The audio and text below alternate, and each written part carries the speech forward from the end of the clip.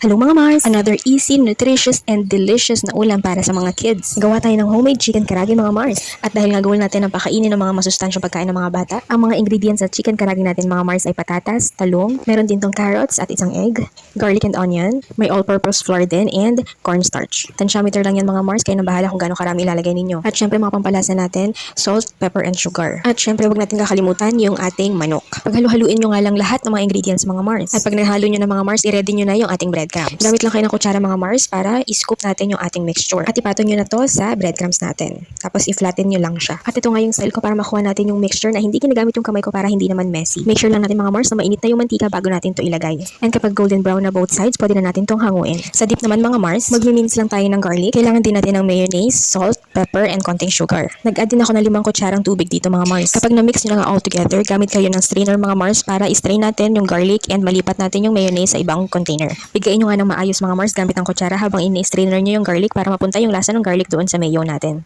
And there you have it mga Mars. Ito na ang ating homemade chicken karage. Gawin nyo rin to sa mga bahay nyo mga Mars. For sure magugustuhan ng mga anak ninyo.